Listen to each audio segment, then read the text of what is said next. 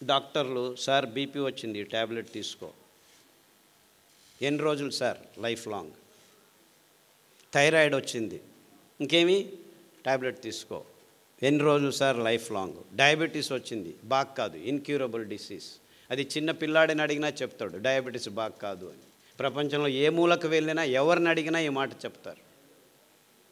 Cancer వచ్చింది, ఓహో life ఉన్నంత వరకు మందులు తీసుకో. ఇవన్నీ లైఫ్ లాంగ్ అనేవాళ్ళు. ఇప్పుడు క్యాన్సర్ వచ్చిందంటే లైఫ్ ఉన్నంత వరకు మందులు తీసుకో. $1 ట్రిలియన్ బిజినెస్. రేడియోథెరపీ, కీమోథెరపీ, ఈ థెరపీ, ఆ థెరపీ. బాగైంది, 3 నెలల తర్వాత మళ్ళా వచ్చింది మెటాస్టాసిస్. ఆ అంగం నుంచి ఈ అంగానికి ఎలా వచ్చిందో మాకు తెలియదు, జంప్ చేసింది. జంప్ చేయలేదు, ఉంది లోపం, మొత్తం అంతా క్యాన్సరే. నువ్వు ఈ దాంట్లో బాగా చేసినా అనుకుంటావు, ఇంకో చోటు ఉంది, ఇంకో చోటు నుంచి ఇంకో చోటుకి పోవట్లేదు, అది ముందులోనే ఉంది. అందరూ క్యాన్సర్ పేషెంట్లే. మీకు రోగనిరోధక శక్తి బాగుంటే క్యాన్సర్ బయటికి రాదు, అంతే, ఇంకేమీ లేదు. సో ఇలాంటి విషయాలన్నిటికీ అంటే ఇప్పుడున్న రోగగ్రస్త సమాజానికి ముందు మనం ఏం చేస్తున్నాం నిర్మాణం పట్టే పిల్లల్లో 128 మంది బుద్ధిమాంద్య మొక్కలు అంటే పిల్లలు పుడుతున్నారు. 128 మంది బుద్ధిమాంద్య పిల్లలను పుట్టించే సమాజం ఇప్పుడు తయారైంది. 100 సంవత్సరాల క్రితం బుద్ధిమాంద్య పిల్లలు 10 లక్షలకు ఒకరు పుట్టేవాళ్ళు. 150 సంవత్సరాల క్రితం డయాబెటీస్ పేషెంట్లు ఆల్మోస్ట్ లేనే లేరు, బీపీ పేషెంట్లు లేనే లేరు, క్యాన్సర్ తెలియదు. కానీ డాక్టర్లు ఏం చెప్తున్నారు? జీవనశైలి వల్ల వస్తుంది, లైఫ్ స్టైల్ డిసీజెస్ అంటున్నారు. చీఫ్ మినిస్టర్ లైఫ్ స్టైల్ ఒకటే, ఇక్కడ ఆటో డ్రైవర్ లైఫ్ స్టైల్ ఒకటేనా? ఆటో డ్రైవర్కు అదే రోగం ఉంది, చీఫ్ మినిస్టర్కు అదే రోగం ఉంది. చిన్నపిల్లలు, స్కూల్ ఆడపిల్లలకు క్యాన్సర్ వస్తుంది. పెద్ద పెద్ద సిటీల్లో సీఈఓలకు క్యాన్సర్ వస్తుంది.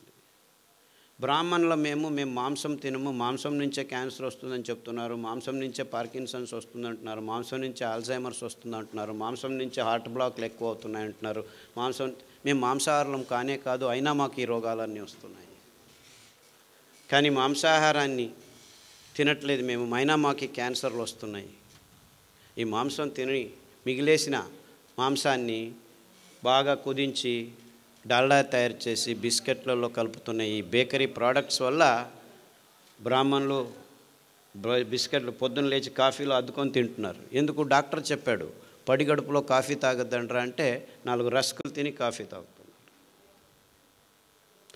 అంటే ఇలా ఎవరికి ఏమీ తెలియకుండా ఈ ప్రపంచంలో ఉన్న పదార్థాలని అమ్ముకోవాలని చక్కెర కంపెనీలు, మాంసం కంపెనీలు, ఫర్టిలైజర్ కంపెనీలు ఒకదాని మీద ఒకటి పోటీ పడి ప్రకటనలు చేసుకొని ఇది తింటే మీకు మంచిది, అది తింటే మీకు మంచిది, 2 నిమిషాలు అమ్మ కావాల్సిన అవసరం లేదు, నాన్న కావాల్సిన అవసరం లేదు, నూడిల్స్ తినండి అని అమితాబ్ బచ్చన్ ఒకవైపు, పెప్సీ తాగండి అని షారూఖ్ ఖాను, కోక్ తాగండి అని అమీర్ ఖాను, థమ్సప్ నేను పైనుంచి వస్తానని సల్మాన్ ఖాను, 100 ml నీళ్ళల్లో 45 గ్రాములు చక్కెర వాళ్ళు అమ్ముతుంటే అమితాబ్ బచ్చన్ మైదా పిండిని అమ్ముతున్నాడు.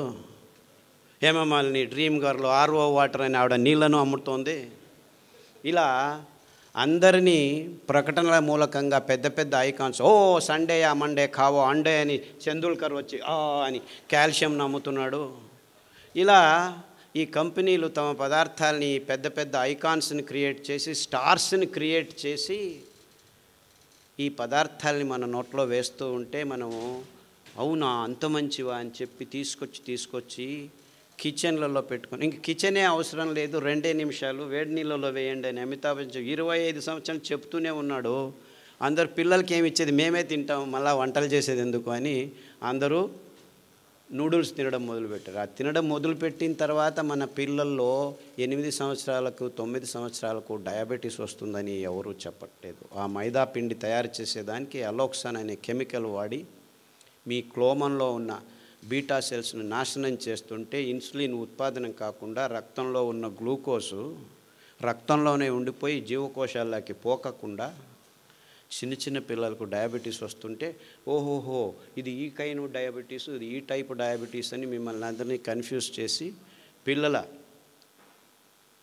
10 యూనిట్లు పొద్దున, సాయంకాలం 10 యూనిట్లు అని ఇన్సులిన్ చుచ్చుతూ ఉంటే ఆ పిల్లలు ఇన్సులిన్ ఎక్కువైపోయి రక్తంలో ఉన్న గ్లూకోజ్ జీవకోశాలకి పూర్తిగా తీసుకుపోయి రక్తంలో పూర్తి గ్లూకోజ్ లేకుండా ప్రజ్ఞ తప్పి పడిపోతే కోమా వచ్చింది అని చెప్పి ఆ రక్తం పోయింది, ఒక చాక్లెట్ నోట్లో వేయండి. వాడు కింద పడిపోయింటే చాక్లెట్ ఎవరు నోట్లో వేసేది? చుట్టుపట్టు ఉన్న పిల్లలకి ట్రైనింగ్ ఇప్పించి వేస్తే మళ్ళీ ఎక్కడున్నాను తెందుల్కర్ లాగా లేచి ఎక్కడున్నాను. ఇలా మన జీవితాల్ని ప్రకటనలతో వాణిజ్యీకరణం ఒత్తిడులతో మోసం ఒకవైపు చిన్నగా జరుగుతుంటే పెద్ద ప్రమాణంలో ఈ ఫర్టిలైజర్ కంపెనీలు, ఔషధి కంపెనీలు మీకు ఈ రోగం వస్తుంది, ఆ రోగం వస్తుంది, క్యాన్సర్ వస్తే మీకు ఇంత భయంకరంగా ఉంటుంది, ఇంత ఖర్చు అవుతుంది, అందుకే ఇప్పటి నుంచే డబ్బులు కట్టండి ప్రీమియంని. ఇన్సూరెన్స్ కంపెనీలు ఒకవైపు, అంటే మీ జీవితాలతో చెలగాటం ఆడేది ఒకవైపు అయితే మీ భయాన్ని మీకే అమ్ముతున్నారన్నమాట. ఈ ఇన్సూరెన్స్ కంపెనీలు చేస్తుండేదంతా ఇంతే, మీ భయాన్ని వాళ్ళే క్రియేట్ చేస్తారు. దానికి ఇంత ఖర్చు అవుతుందని పెద్ద హాస్పిటల్ ఇంత ఖర్చు అవుతుంది కాబట్టి మీరు ఇప్పటి నుంచే డబ్బులు కడుతూ ఉండండి అని. అంటే రోగం వచ్చిన తర్వాత ఖర్చు పెట్టేది వేరే, రోగం రాకముందే ఖర్చు పెట్టండి. అంటే ఈ వాణిజ్యీకరణ అంశాలు అది ఎంత సూక్ష్మంగా ఎంతవరకు ఎంత దూరం తీసుకెళ్లారంటే మీ భయాన్ని మీకే అమ్ముతున్నారు.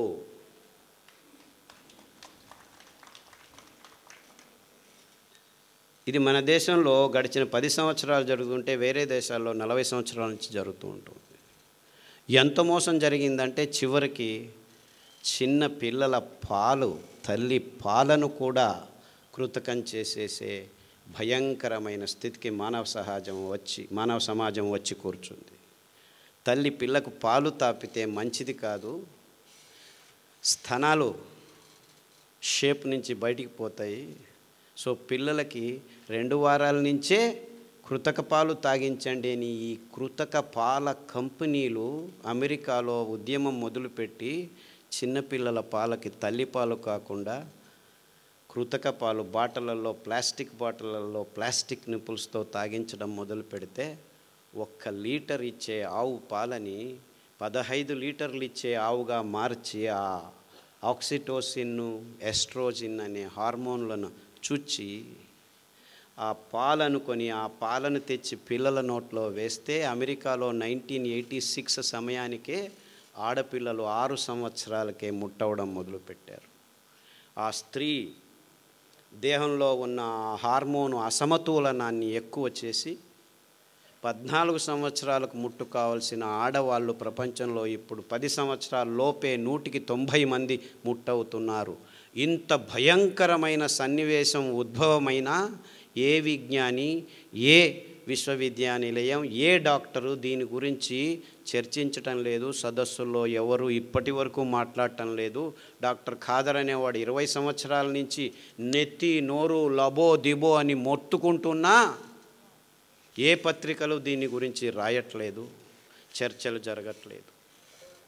నా దగ్గరికి వచ్చిన ప్రతి ఆడపిల్లకు, ఆడ తల్లికి ఈ విషయాన్ని కూర్చొని చెప్పి, అమ్మా రేపటి నుంచి మీ నోట్లోకి 1 చుక్క పాలుకోకుండా చూసుకుంటే 6 వారాల్లో మీకున్న రోగాలన్నిటినీ 90% బాగు చేస్తానని చెప్తే, అవునా పాలు తాగుకుంటే కాల్షియం ఎలా వస్తుంది, మాకు ఆస్టియోపోరోసిస్ రాకుండా ఉండాలంటే ఈ పాలు తాగి కాల్షియం టాబ్లెట్ తీసుకొని 100కి 18 మంది ఆస్టియోపోరోసిస్, 100కి 16 మంది రుమటిజము, 100కి 16 మంది ఆర్థరైటిసు, 100కి 18 మంది గౌటు, ఇంతమంది రోగాలు ఎందుకు వచ్చాయి? పాలు తాగుతున్నారు, కాల్షియం టాబ్లెట్ తీసుకుంటున్నారు అని కదా వంక ప్రశ్న వేస్తే, అవునా బిక్కుబిక్కుమంటి ఈ ప్రజలు కాదు కదా డాక్టర్లే ఎక్కడ దీని సమాధానం ఏమిటి అని ఆలోచిస్తున్నారు.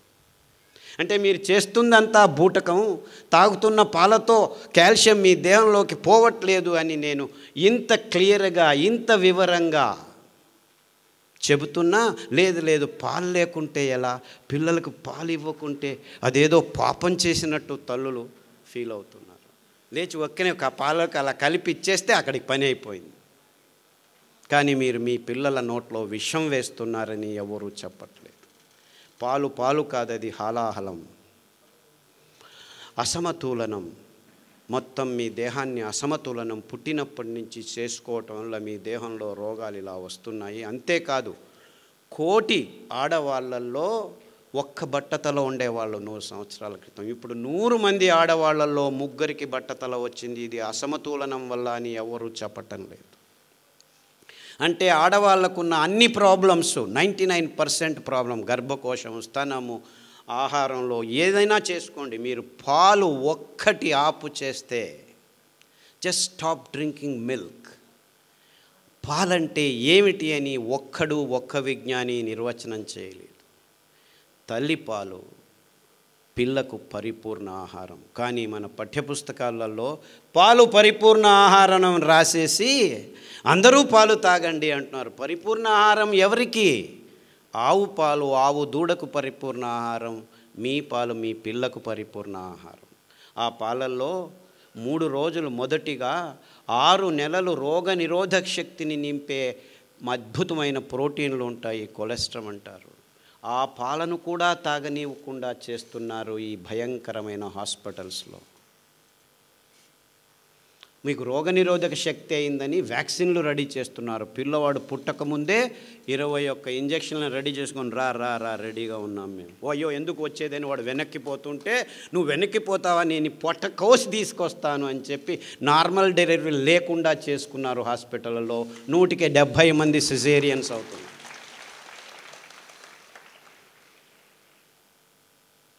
ఇదంతా విజ్ఞానం పేరులో జరుగుతుంది, హైటెక్ హాస్పిటల్స్ పేరులో జరుగుతుంది. ఇంత చేసిన దౌర్భాగ్యం చాలదు అని IVF సెంటర్లు పుట్టుకొచ్చాయి వీధికి. ఇన్విట్రో ఫర్టిలైజేషన్ అందరే లింగము ఆలింగనం చేసుకునేదానికి కూడా వీలు లేకుండా తయారైంది మానవ జాతిలో. లింగం లేవట్లేదు, దీర్ఘస్ఖలనం, స్వప్నస్ఖలనం, ఈ స్ఖలనం, ఆ స్ఖలనం. ఇది మీ వైపు కథ అయితే ఇది వీళ్ళ వైపు కథ. వీర్య కణాలే లేచిపోతున్నాయి. ఇంకా 20 సంవత్సరాల్లో మానవ జాతి పిల్లలను పుట్టించుకోలేని స్థితికి వస్తుంది అని WHO వాళ్ళు చెప్తున్నారు. ఇంత భయంకరమైన సన్నివేశాలు తయారవుతున్నా దీన్ని పత్రికా వాళ్ళు బయటికి తీసుకురాకుండా లోపలనే అణికివేసి, మీరు ఇంకా పాలు తాగండి, గుడ్లు తినండి, మాంసం తినండి, మేము రెడీ చేశాము. 1 కేజీ మాంసము కోడి మీద పీడడానికి 1 సంవత్సరం అయితే 2 నెలల్లోనే 2 కేజీల మాంసం పడేట్లు మేము బయోటెక్నాలజీ రెడీ చేశాము. స్టెరాయిడ్స్ చుప్పుతున్నాము, యాంటీబయాటిక్స్ వేస్తున్నాము. ఈ మాంసం చాలా మంచిది, తినండి మీరు. మాంసం తింటే ఇది బాగుంటుంది, అది బాగుంటుంది, ప్రోటీన్ చాలా ఉంది అని KFCలు, మెక్డొనాల్డ్ ఇవి అవి వాళ్ళ కంపెనీలు ఉద్ధారం అయ్యేదానికి మీ నోట్లలో దీన్ని తెచ్చి వేస్తుంటే, ఆ మాంసపు తవకతో అందరూ తిని రోగాలు ఒకటి మీద ఒకటి వస్తుంటే దానికి దీనికి ఏమి సంబంధం లేదు. పార్కిన్సన్స్, ఆల్జైమర్స్ అమెరికాలో భయపడుతున్నారు. 100కి 45 మందికి వచ్చేసింది. పార్కిన్సన్స్ అంటే నేను ఎప్పుడు పెళ్లి చేసుకున్నాను నిన్ను, నువ్వు నా భార్యవా అని 25 నిమిషాలు మర్చిపోతాడు.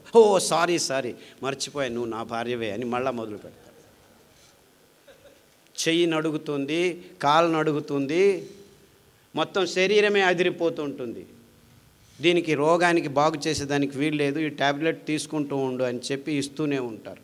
అంతెందుకు, ఏ రోగం వచ్చినా ట్యాబ్లెట్ ఇవ్వడమే పని, కానీ మీకు బాగవుతుందని ఏ డాక్టర్ అయినా చెప్తున్నాడా?